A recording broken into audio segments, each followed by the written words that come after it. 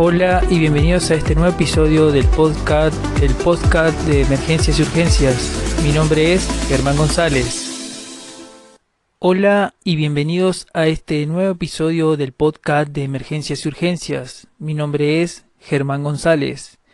Y en esta segunda sección del consenso sobre restricción al movimiento espinal en pacientes de trauma, les quiero presentar una estadística muy importante que se realizó entre el 2010 y el 2020. Las lesiones de la columna vertebral están presentes en 2 a 4% de las víctimas de traumatismos y más de la mitad de las veces se localizan en la región cervical. De estos pacientes, aproximadamente el 20% tiene lesión de la médula espinal. En nuestro país, en una muestra de 33.608 casos de trauma, incluidos en el registro de trauma de la Fundación Trauma, correspondiente a 15 hospitales de la provincia de Buenos Aires y Cava, entre el 2010 y el 2020, el 2,7% tuvieron al menos una lesión en la columna. Así, aproximadamente 907 personas tuvieron al menos una lesión en la columna en esta muestra. Según estos datos, la inmovilización de la columna completa se realiza principalmente bajo hipótesis de ser un procedimiento que previene o minimiza el daño secundario causado a la médula espinal, debido a la inestabilidad de la columna resultante de las potenciales lesiones vertebrales. Desde la aparición de las primeras publicaciones sobre lesiones de la columna, la inmovilización de la columna completa en general y en su parte cervical en particular, y ha sido uno de los procedimientos estándar en el tratamiento prehospitalario de pacientes traumatizados. Y como consecuencia de esto, los proveedores prehospitalarios de atención de emergencia han utilizado collarines cervicales, tablas rígidas, sujetadores laterales y correas para realizar la inmovilización y la sujeción completa de los pacientes a la tabla. Este procedimiento se ha efectuado a pesar de que la evidencia actual muestra una incidencia, no tiene alguna relación o tiene con él alguna conexión muy baja con las lesiones inestables. En el lenguaje general, incidencia se refiere a un hecho o suceso que ocurre y puede tener alguna consecuencia o efecto. Un ejemplo, hubo una incidencia durante el evento y se retrasó 1 hora. Por el retraso, no se sabe si hubo un beneficio o no. La probabilidad de complicaciones importantes relacionadas a la inmovilización de la columna completa, además, causa una incomodidad a los pacientes. Estudios previos han atribuido al deterioro neurológico prehospitalario, observando con frecuencia en pacientes con lesiones espinales el fracaso de la inmovilización de la columna completa. Por otro lado, estudios expresados, la mayoría de las lesiones de la columna son biomecánicamente estables en la fase aguda, estable al menos a corto plazo, en el sentido de que se necesita aplicar una fuerza significativa en el sitio lesionado para causar más daño. Las lesiones completamente inestables, es decir, aquellas que esencialmente no tienen más resistencias al movimiento que los segmentos no lesionados, generalmente causan daños irreparables en el momento del evento que las produjo, y no en el momento de la atención por parte del equipo de salud. El reconocimiento de los peligros ocasionados por la sobreinmovilización motivó la necesidad de identificar a los pacientes que se beneficiaron de este procedimiento. Se han publicado numerosos artículos científicos que proponen un uso del procedimiento más limitado a pacientes que tienen un riesgo mayor de una lesión inestable. que podrían empeorar durante el transporte de emergencias y el traslado. El término inmovilización espinal también es engañoso, ya que la ausencia total de movimiento es imposible de lograr.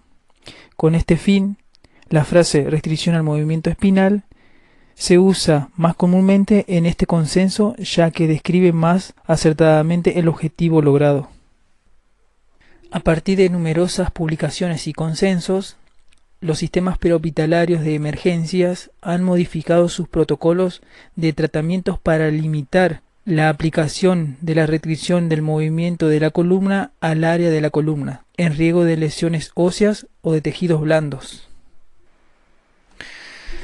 Y estos protocolos se basan en restricciones del movimiento espinal centrada en el paciente, en su comodidad, en reducirle el riesgo de daños secundarios debido a la restricción total sobre una tabla rígida.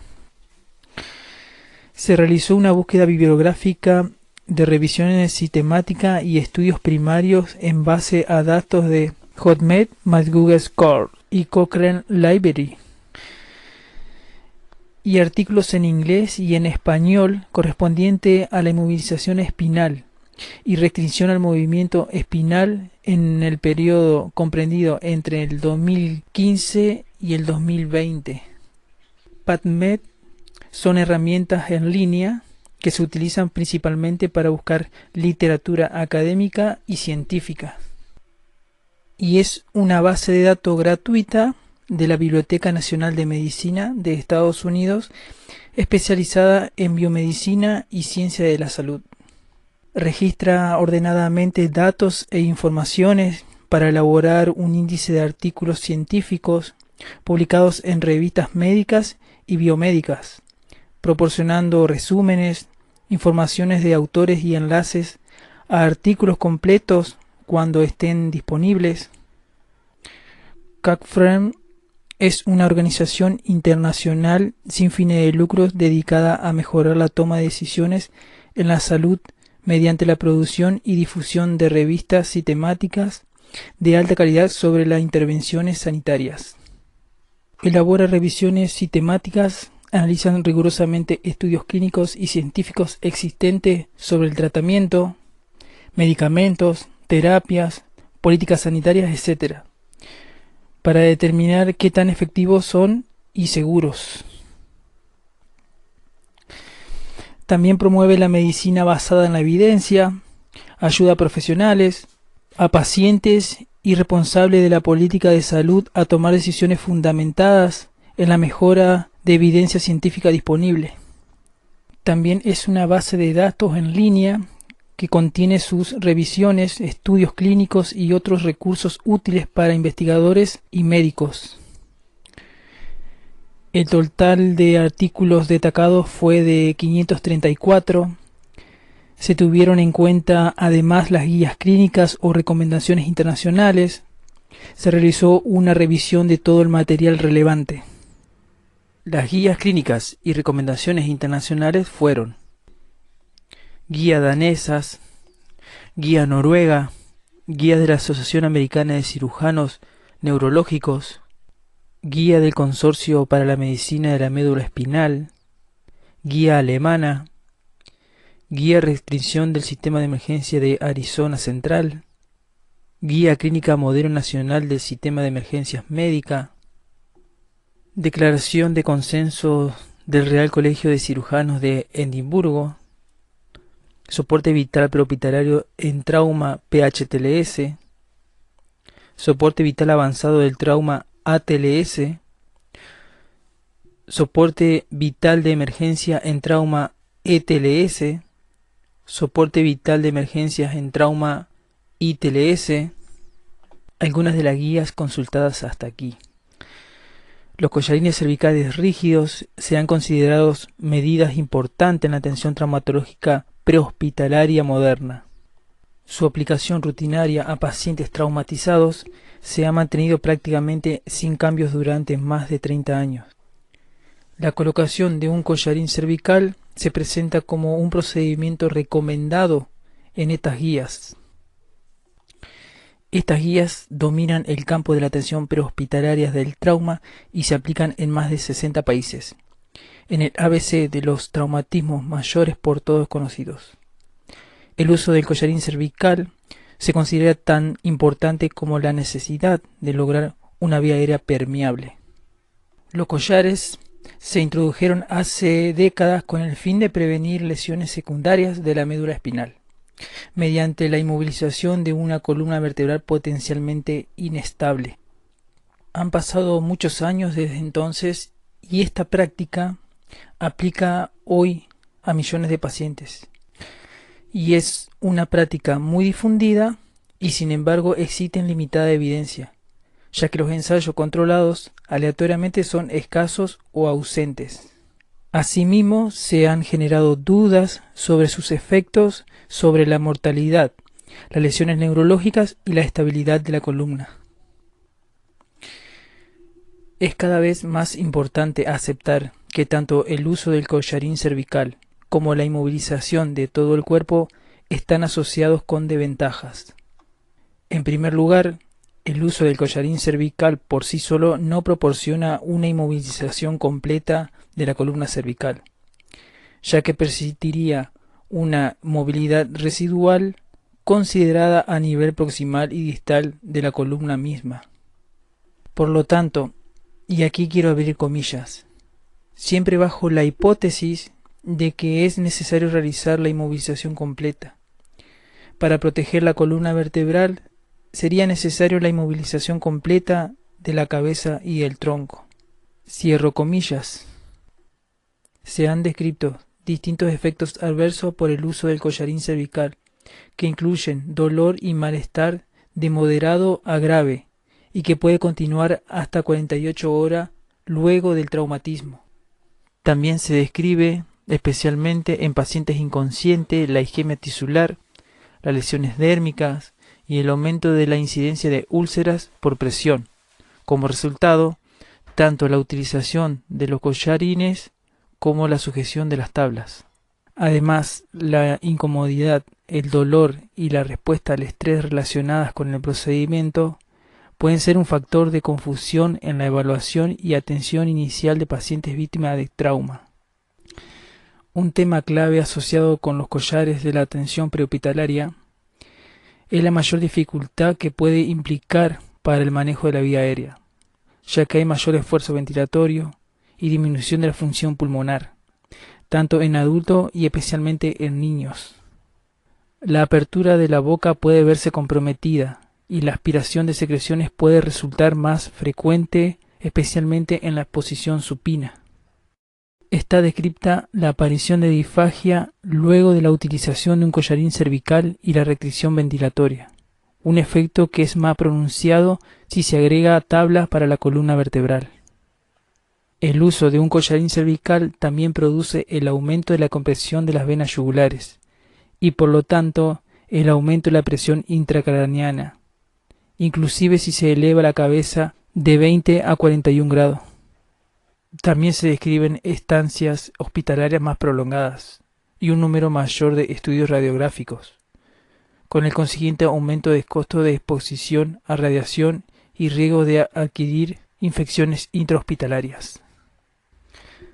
También se describen como inconvenientes el impedimento para examinar el cuello, la disfagia, la normal separación vertebral en presencia de una lesión grave, el retraso en el transporte, lo que aumenta el tiempo hasta la atención definitiva, y el examen clínico y los registros de los signos vitales confusos.